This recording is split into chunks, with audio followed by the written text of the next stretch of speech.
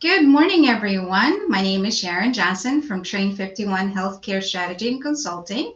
And today's a special day. I'd like to recognize this week for National Physicians Week, or National Doctor Day is actually on March 30th. And I am thrilled to have with me a special guest, Dr. Jessica Daigle.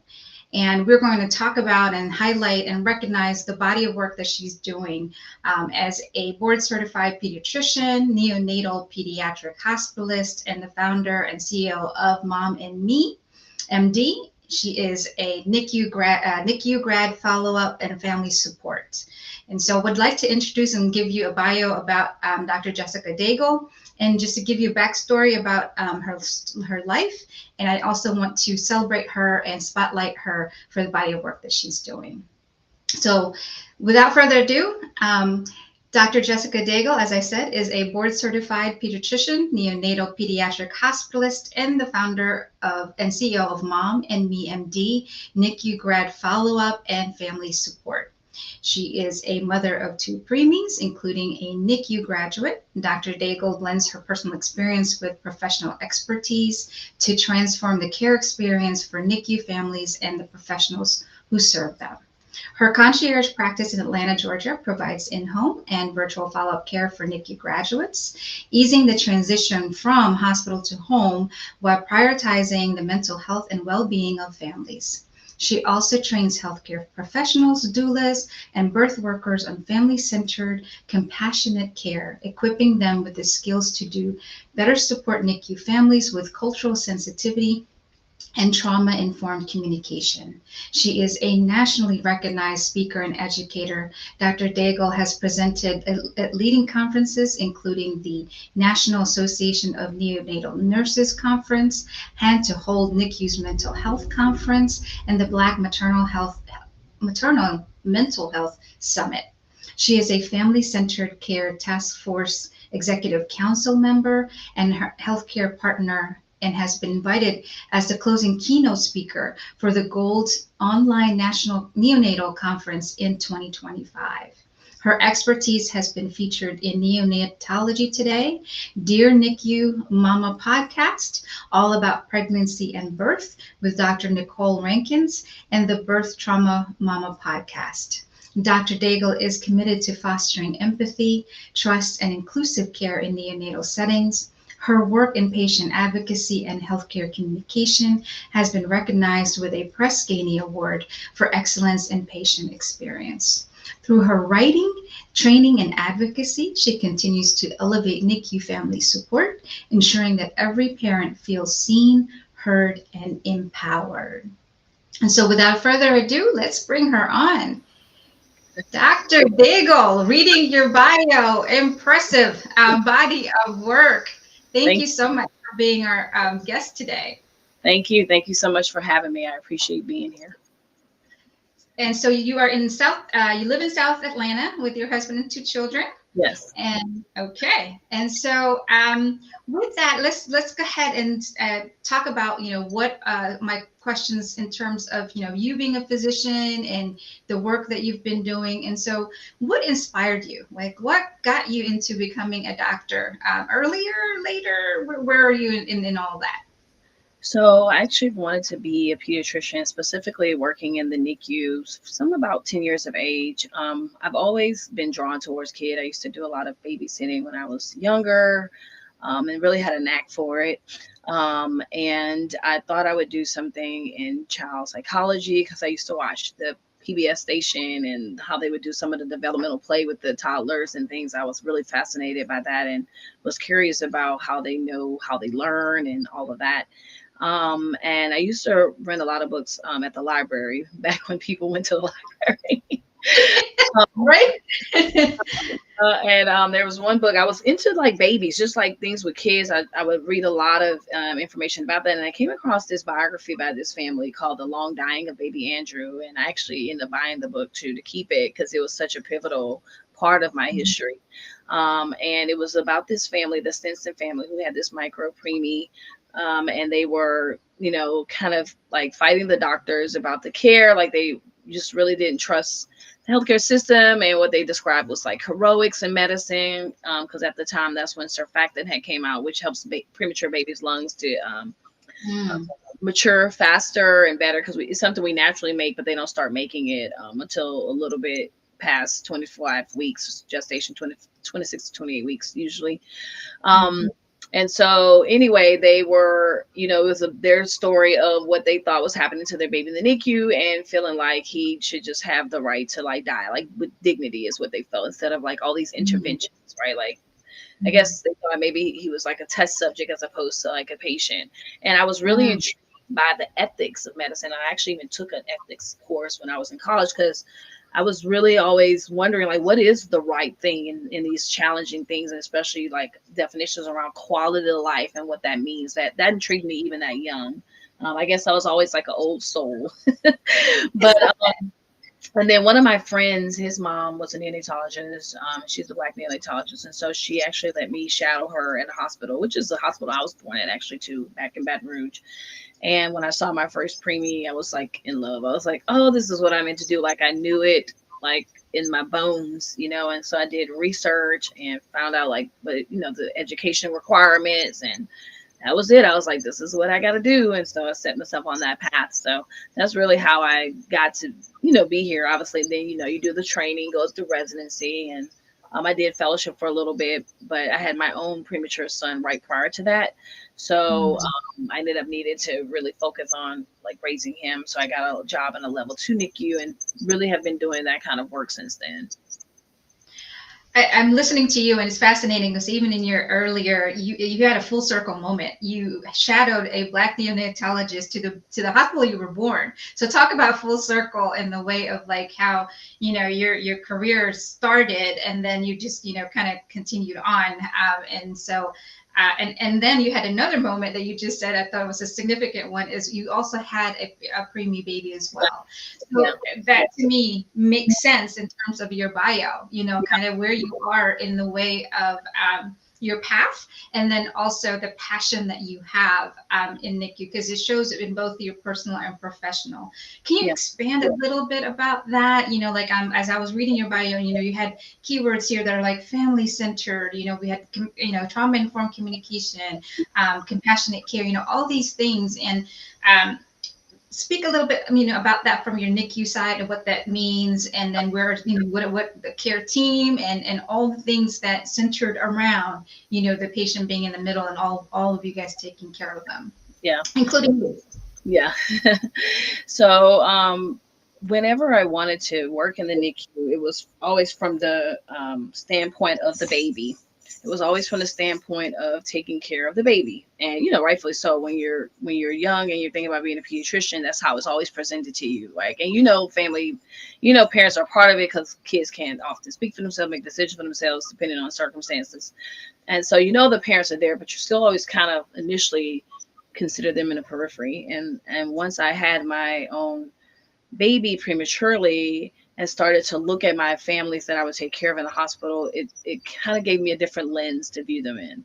Like, these are people with like real lives. When I thought about my own experience of bringing my son home and dealing with feeding tube and struggling with childcare and trying to get to work and having to come home and check on him if he had a choking episode, like all these things, it made me realize that like sometimes we try to compartmentalize our patients, like, hey, you just have this medical issue, but they are human beings with lived experiences and lives that are interconnected, and it's isolating their medical experience does them a disservice because there's so much that impacts, like, for example, if this mom has a baby in the NICU but she has other kids and you're like, well, I don't know why she's not visiting her NICU baby, not knowing she's got these two other kids that she's trying to Mhm. manage at home. And she may be the only person in this city, like maybe she's displaced from her family and she doesn't have the support you think that she has.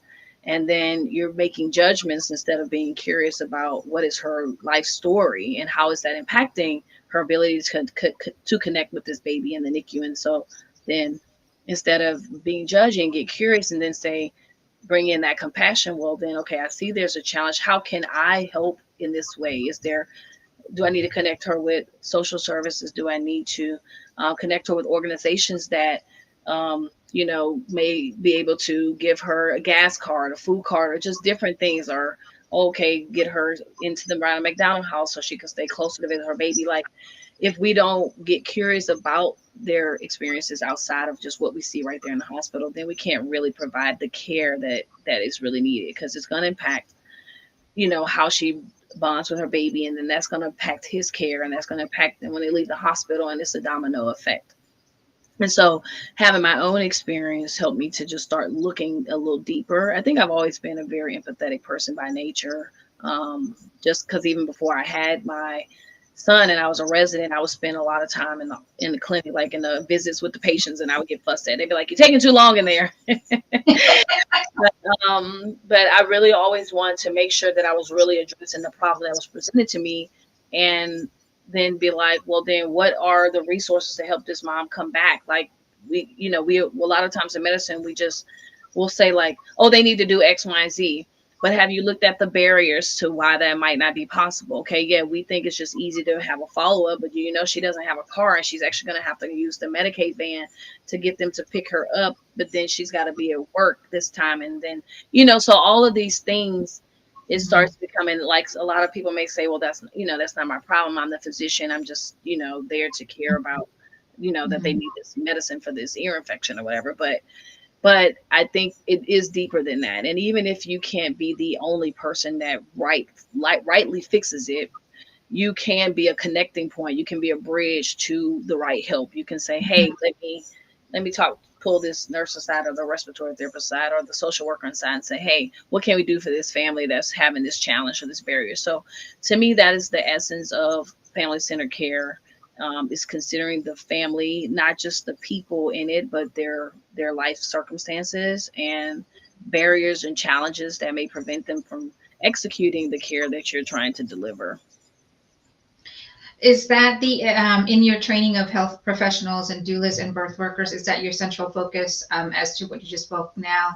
Kind of keeping them keen into not just for not just empathy, but also looking at for the social determinants of health, right? So there's food insecurity, transportation, things that are barriers to patients in order to be able to do or care, for their family. Yeah, Um, that's key. so, That's key. And I've been saying it. I just usually now I'm saying more in a national way, in the national stages. But even in my work at the hospital, when I started to just pay attention, I would do it in small ways by sharing what I would have discovered with a nurse, or even whenever a comment would be made about a family, I would say, hey, did you bother to ask them why they didn't do whatever, or couldn't, or whatever? And even if do people lie or not tell the truth? Yes. But I think we should give people the benefit of the doubt, and because then it may open the door to some truth of where there is some journey and some struggle. And then I really believe when patients see that you really care, really, and they can pick up on the energy, like your body language, mhm, like just even how you start off, the first words out of your mouth to people, the way you even show up in the room to talk to them says a lot, you know. mhm. And I think if you're really honest with them too, then that creates a place of safety for them to feel like, is this someone I can really trust with my story, so I can get the help that I need? Because do we tend to weaponize things? I wrote a post on LinkedIn recently about defects like the Child Protective Services, the Department of Child Family Services, how that sometimes is weaponized, especially in maternal infant health. If there's any challenge mom has, we're calling social services, which is social services and social workers are not there. They don't just only call defects, they help with a lot of things. But sometimes that's the energy that is put into the order, like, oh, well, we think this family needs like the defects to be consulted, but it's really that maybe they just needed some resources on where they could find help for different things. And a lot of times people bring their biases into this type of work as well, like, oh, well, then having kids costs money. True.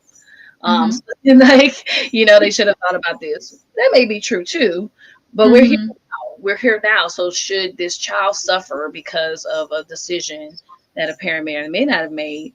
And then how can we help reconcile that? Okay, they're here now, so how can we empower them on their parenthood journey to now, if they did maybe not make the best choice at that moment with a certain thing, how can we encourage them and empower them to start making the better choices, so we're not breaking up a family? And then, like, that is Hmm. also an effect. And are there circumstances where kids really do need to be moved into safer homes? Yes, unfortunately, that is true.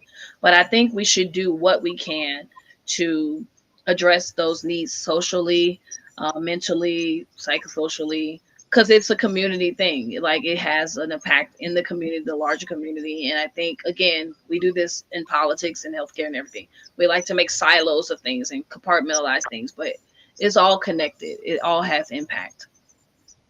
I totally agree. There is a level of trust that patients do give to physicians.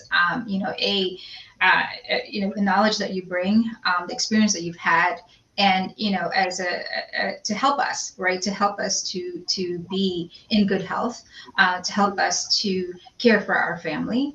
And that's important. And trust is built over time. I do think that for I've seen this in primary care for the primary care practices that have had generations, of parents, and then they became grandparents, but their kids continue to go to the same practice. I think that's a generational, and it also speaks to the legacy that of the care that you're providing, that you have a generation of family that continue to go and seek your Sure. expertise and seek your care. So I feel like in your case, that with your patients, that because you could, with your care, compassion, and empathy, and in the NICU space, that I see the connection and the trust that they provide with you, in that they know that you see them, you hear them, and you see them in a more comprehensive, holistic way. Do you feel like that's the exchange? You're getting with your patients in your interaction, and through your practice and through the hospitals, or where else that you're providing care for? Yes, I do. And you know what's interesting is that I travel. I have my license in 12 states, and I've been a lot of places. And everywhere that I have worked, I've had patients ask to follow up with me at the hospital, and Mhm. they even ask, "Do I have a practice locally?" and why I don't. And I'm like, "I live somewhere else, And so, people like to say, and like you said, trust is established over time, but Mhm. that initial encounter does speak volumes. And so I would have only maybe spent a day or two with these families, but they have seen in that short amount of time the care and the consistency and the compassion. And that can't be ignored, and it's authentic, and they know when that is. And it's just how you even address them when you walk in the room, how you speak to them, the energy that you bring, is palpable. You can tell when someone is coming to you and approaching you as a person, despite, okay, you did drugs or you had this issue or whatever. To me, Mhm. all of those people are equally worthy and human. And if you don't think of them like that, it's going to show in your attitude and your behavior. You're going to use language that labels and judges instead of, hey, I'm going to have to tell you some tough stuff, but I care about you. And sometimes you have to say that. Like, I had to have a difficult conversation with a mom yesterday, and I had to kind of hold her to the mat on some accountability for some decisions. And I said, but I care about you. And so that's why I want you to acknowledge that this was an issue so you can fix it. You are in charge of fixing this. You can get the help that you need. And I think sometimes people need that tough love as well. And to say, instead of like being just like, oh, well, that's them, that's on them if they want to, like, it is on them. That's true. But they still need to know that someone cares, that that they have the power and empower them with even if it's with the tough conversation, the difficult conversations. And you can still have difficult conversations with people and exude compassion and care. And I think that's something that we are not taught enough of. I think, when you're in medical school, it's more about the medicine, and you may get a brief, lecture on communication and bedside manner. And they supposedly grade you on it in your rotations, communication and interpersonal communication skills. But have you really laid the groundwork for people to demonstrate their ability in that area? Um, and even the layers that even can be displayed as, right? It's more than just like saying, hi, good morning, Miss Johnson. Okay, yeah, that was respectful, but did you, whenever there were challenges, did you like know how to navigate it in a way that was compassionate and not alienating? And so it's really something that I'm really, really passionate about. And, that's why I've built my speaking platform to address that at the nursing level. Currently work on some trainings to bring that into the birth working space. And I've even been thinking, how can I bring this into the medical school level as well? And I know of some, I have a colleague who has some training in education, and I think that he's built that kind of probably is in some medical schools, but it certainly should be like a global thing. It should be just right up there with your medical knowledge. It needs to be your compassionate knowledge, like your understanding of the world that your patients are coming from. And that's an excellent segue based on your comment. So what are some of the essential qualities? And let's think about, when you were in medical school, and as you progress through school, residency, and as through, fellowship and so on, and even now, right? As you're teaching others.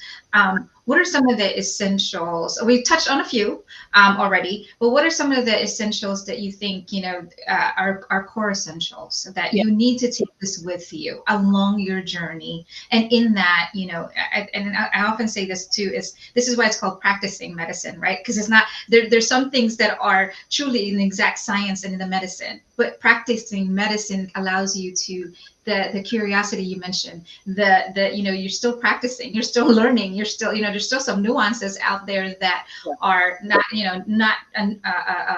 not that you're familiar with. So what are those? Like, what would you say would Yeah. be? So I think when most people are, deciding that they want to be a doctor, it's always like, okay, I'm smart and I want to help people, which are essential. Like you have to, I think, be a quick learner, be curious, want to help people. But I think that as you grow, it and expand that, you have to be willing to go deeper into not just being curious about medicine, care about getting the answer right, but care about the person that you Mhm. are treating, and not just to get that answer right or that medication right or that diagnosis right, but how do I make sure that they really leave me better than they came? And that's caring about who they are as a person, the barriers and the challenges that might be impacting the reason that they had to see you to begin with. Um, then the compassion, which is, compassion is being aware of someone's um, challenges or problems and have a desire to alleviate those struggles. So it's not just saying, oh, okay, I see that walking, but like, hey, do you need a ride? Like, can I help you get to where you're going? Like, that's compassion. And understanding that our patients need that in space, but we also need compassion for ourselves because this work is hard. And so along with that, because you and I were talking before this, I compared it, I put it into the three C's, curiosity, compassion, and care. But I would like to add that you have to have a healthy dose of being humble and also self-awareness. It's so Mhm. important to think about, like, have some moments of self-reflection. I think that is what has made me a pretty um, strong physician, in that I take time every day to think about the patient encounters that I've had and say, did I get it right? Did I miss it? Was there something that could have been a little bit better? Did that family really understand what I was saying? Can I touch back with them and say, hey, did that really go over well? Or, hey, I noticed that you were a little bit more tearful. Like Mhm. that mom yesterday, I went back because, she was a little bit tearful after we had our conversation. And it was a hard one. Our baby's sick. Mhm. There were some Mhm. decisions that she could have made Sure. differently that would Sure. not have made her baby have to be that sick, right? Mhm. And so, and we know, like, this are like specific decisions that she could make, because sometimes babies can be sick and you really have done all the things that you need to do. Like, so I wanted to like Mhm. clear that up. But this was something Mhm. specific that she could control happening, and she didn't make that choice. And but I wanted her to know that she didn't still have to be defined. Like, I'm like, so like, let's do the right thing this time, right? And let's get it done this time, so that way you don't have to have this happen again with the next pregnancy, So I went back and circled back to just touch back and say, how are you feeling? I know that the conversation we had was hard, and she was smiling a little bit more this time, and she was in a better, and I think that was important for me to do that because one, she needed to see that I recognized her as a person, human, that I recognized that the conversation was setting. And I did care about that, even as I had to say something that was hard and challenging, but like I didn't come at it with an egotistical, I'm the doctor and look what I know and look what you didn't do. No, it wasn't that kind of energy. It was like, hey, I care about you and I want you and your baby to do well. Like, yes, I'm only the pediatrician, but this works when you do what you're supposed to do too for yourself. So that curiosity, compassion, care, humble self-awareness, like really doing away with the ego, really thinking. I often ask myself, what is really best for this patient, like always bringing it back to this patient's family. And then a lot of times it helps you to help them because you're not egocentric, like about what is making, and do we still have to do things and document things to protect us too in medicine? Yes, we are in that kind of world too. But I Mm-hmm. still would like to, for my own conscience, be able to say, if I ever were called to talk about something or had to have something, that I know that I made the best decision I could with the information I had and that I truly cared about getting it right for the patient's sake. And so I really like that. I really like what you've compiled because I do think that that is a very comprehensive, holistic approach, even for yourself in your own on your profession, if you will. Um, so this is a little bit different in my questioning here. Knowing that there's physician burnout, I think that's a topic that's been widely known. Yep. What do you do to find rest and recharge Yeah. in your work? Yeah. So one, I think you just really have to really enjoy it. You'll be surprised how many people burned out. And I'm not saying that everybody who's burned out didn't enjoy what they were doing. No, by any Sure. means. But I'm Mhm. saying that taking stock of when it's not enjoyable anymore and why. I think sometimes we are, especially in medicine, you're trained to go, go, go.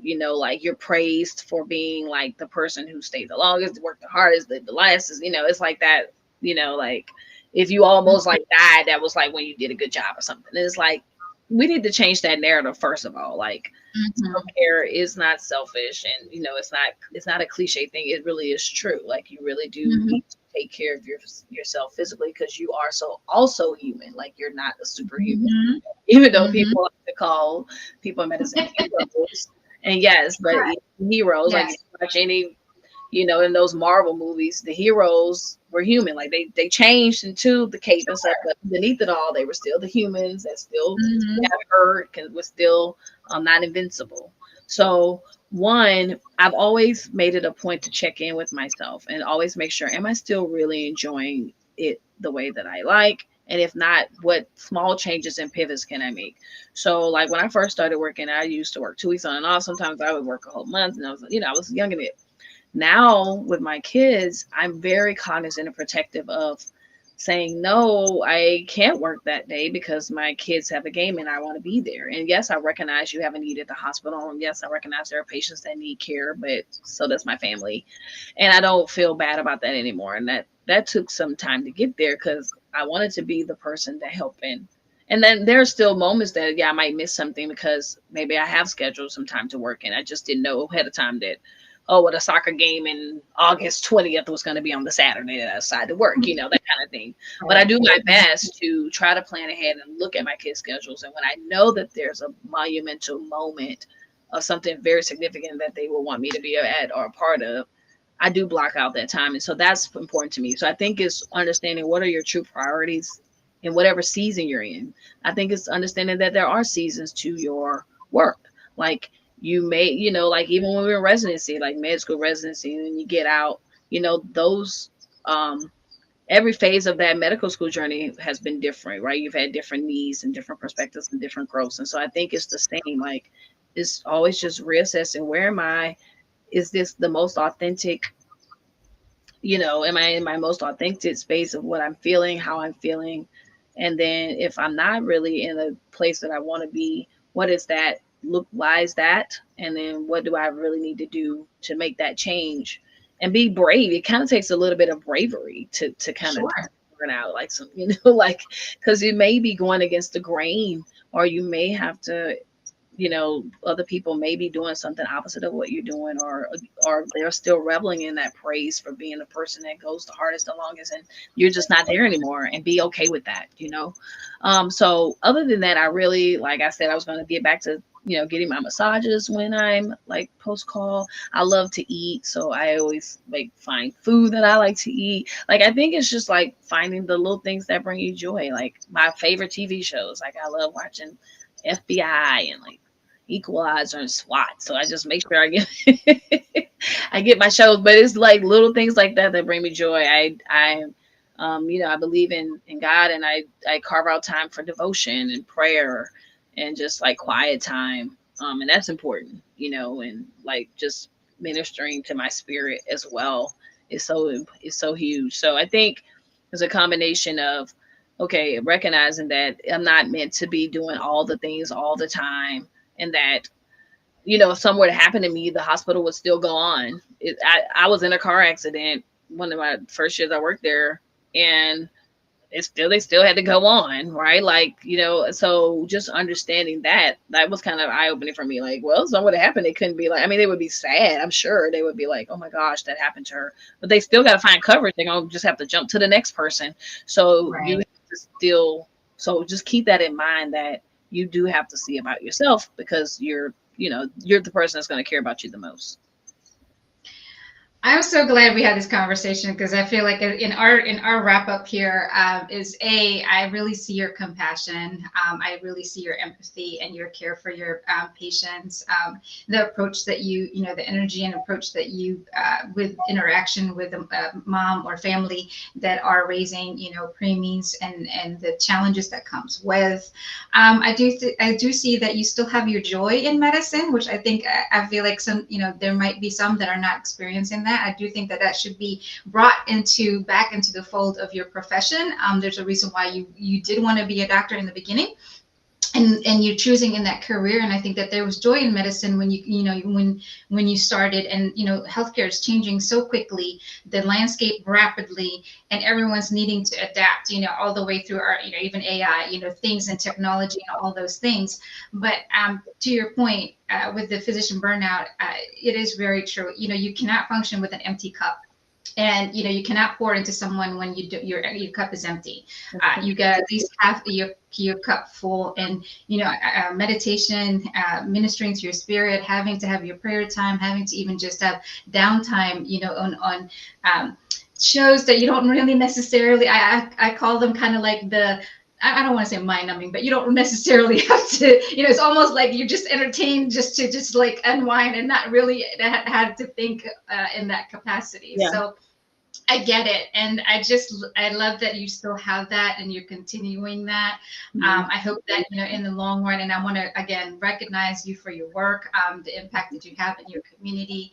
And if someone has any questions, like, how do they reach you? What's the Yeah. best way? If they have any, like, NICU questions and whatnot, Yeah. and some things like that, what would be the best way? So they can follow me on LinkedIn at Just Daigle MD. I think it's FAAP afterwards too, but if they just type Just Daigle MD, I'm sure it pop up. And then Instagram, my Instagram handle is at mommy underscore MD. I don't know why there's this feedback. Also, Facebook under my name, Just Daigle. So, I think people coming to DMs respectful. I do like respond, and if I need to connect in a specific direction, I do. But you can find me on those platforms. Perfect. Well, thank you again for being my special guest. I love everything that we just talked about. I hope that this would inspire someone in your profession, and someone thinking about being a doctor, if they're in a medical school. Yep. And I appreciate it. And Thank you so happy much. doctor day. Thank you.